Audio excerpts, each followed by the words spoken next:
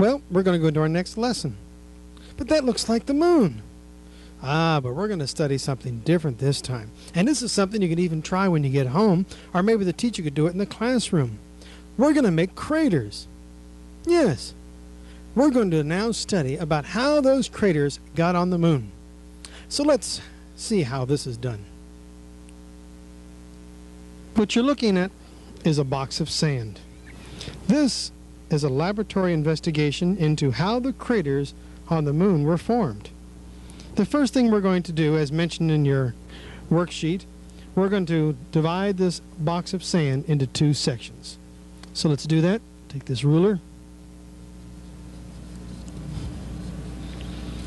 There, we can see that all right? Okay. Now we're going to drop, our first project is to drop 3 marbles of different sizes. Here we go.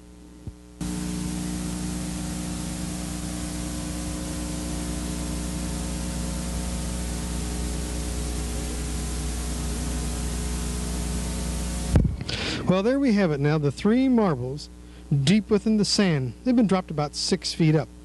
Now, how can that be a crater on the moon? Well, let's take the marbles out. Now, we're going to do that with tweezers, because that's going to be quite a trick to get these marbles out of here. Let me just show you what I mean here. We're going to do it without disturbing the crater. Look at that. Okay, we'll take the other 2 marbles out.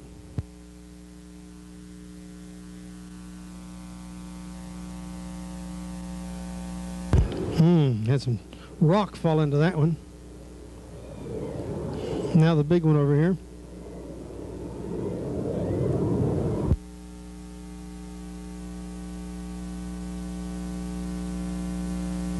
There we have it, 3 craters. Now the project here, or the idea, is to check these 3 craters and find out their sizes. So we're going to use metric to get the size of these craters. So let's take a look at the size. Across here, let's start with the first crater over here.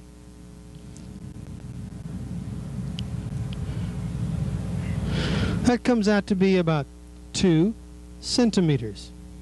Slide over now to the small crater. We come out to about 1.5 centimeters. Measure the larger crater now.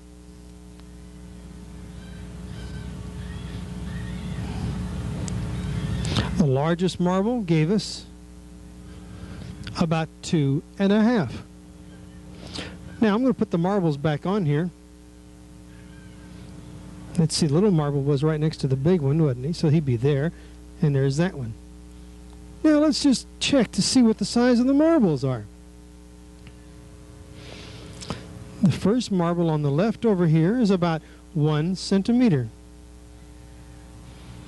The little guy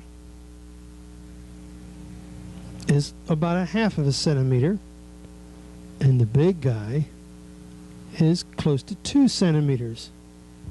Well, what we're trying to say is that the size of the marble determines the size of the crater. In other words, the bigger the rock, the bigger the meteor from space, the larger the crater.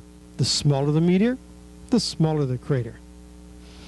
All right, we're now going to go to the other side over there, and we're going to drop 3 marbles of the same size.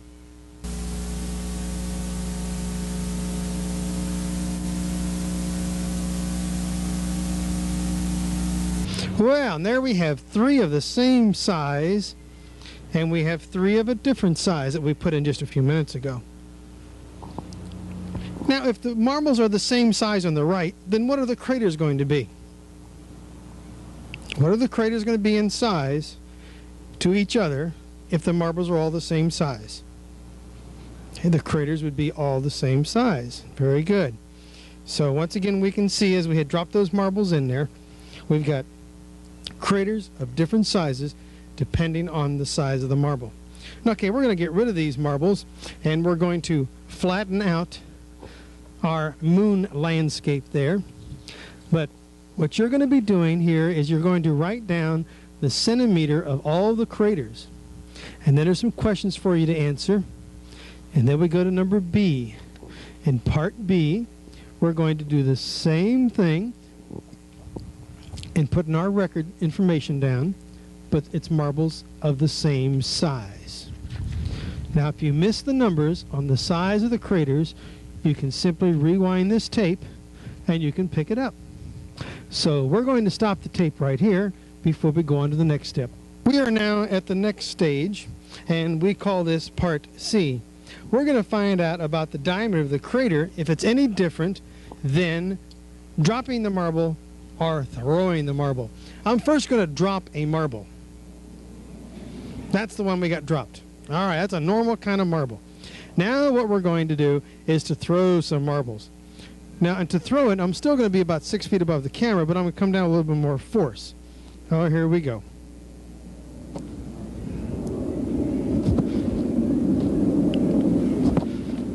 That one bounced out. You see, we're into a plastic type box here. Alrighty, I like the one that bounced out. It's got some neat figure to it. Now, the trouble is here, or the question is, can you see the difference in these marbles? We'll zoom a little closer on them. They are definitely deeper, aren't they? They're deeper than the one we had just simply dropped. So, what can you tell me then? The speed of the meteor would do what to the moon? Or, what type of crater would we expect from meteors traveling at different speeds? Think about that, and we'll go to part D.